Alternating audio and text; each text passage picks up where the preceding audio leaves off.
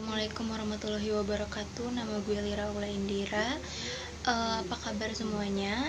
Di sini gue bakal ngejelasin macam-macam dari kedaulatan. Tapi sebelum itu, apa sih kedaulatan?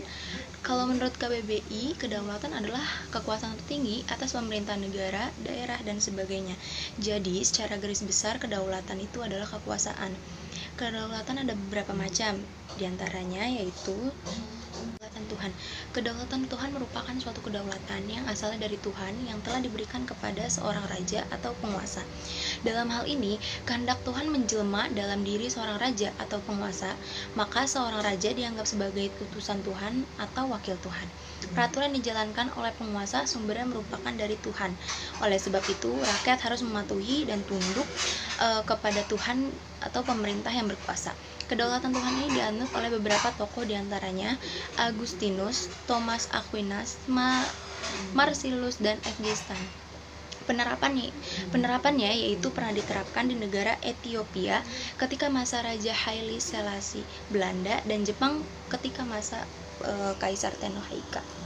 Raja yaitu suatu bentuk kedaulatan negara yang letaknya di tangan raja, karena seorang raja adalah penjelmaan dari kemauan Tuhan dan merupakan bayangan dari Tuhan. Supaya negaranya kuat dan kokoh, maka seorang raja harus mempunyai kekuasaan yang kuat dan tidak memiliki batasan, sehingga rakyat harus rela menyerahkan hak-hak dan kekuasaan kepada seorang raja. Tokoh yang mempunyai paham kedaulatan raja diantaranya adalah Niccolo Machiavelli, Jean Bodin, Thomas Hobbes, dan F. Hegel. Teori ini pernah diterapkan di negara Prancis ketika masa Raja Louis ke-14. Kedaulatan negara ialah suatu kekuasaan pemerintahan yang bersumber dari suatu kedaulatan negara. Karena sumbernya dari negara, maka negara dianggap mempunyai kekuasaan yang tidak terbatas. Dan kekuasaan tersebut diserahkan kepada raja atas nama suatu negara. Suatu negara dapat membuat aturan hukum sendiri. Oleh karena itu, negara tidak wajib tunduk dari hukum. Pengikut teori ini adalah Giorgio Jelinek dan Paul Laban. Teori ini pernah diterapkan di negara Rusia ketika kekuasaan Tsar dan Jerman pada masa Hitler. Kedaulatan hukum. Kedaulatan hukum merupakan suatu kekuasaan tertinggi.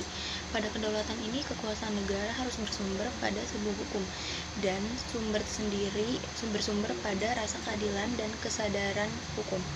Menurut teori ini, suatu negara diharapkan menjadi sebuah negara hukum, yang artinya semua perbuatan suatu penyelenggaraan negara dan rakyat harus berlandaskan hukum yang berlaku. Menganut teori ini diantaranya H. Crabbe, Immanuel Kant, dan Kahneberg. Kedaulatan ini pernah diterapkan di sebagian besar negara di Eropa dan Amerika. Kedaulatan rakyat. Kedaulatan rakyat yaitu suatu kedaulatan yang kekuasaan tertingginya berada di tangan rakyat. Rakyat memberi kekuasaan kepada penguasa untuk menjalankan suatu sistem pemerintahan melalui sebuah perjanjian yang disebut kontrak sosial. Seorang pemimpin negara dipilih dan ditentukan atas kemauan rakyat melalui perwakilan yang duduk dalam suatu pemerintahan dan sebaliknya. Penguasa negara harus mengakui dan melindungi suatu hak-hak rakyat serta menjalankan sebuah pemerintahan berdasarkan aspirasi rakyat.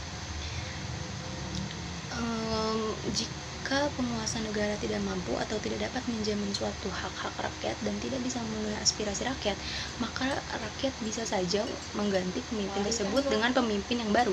Menganut teori ini diantaranya Solon, John Locke, Montesquieu, dan J.J. Rousseau.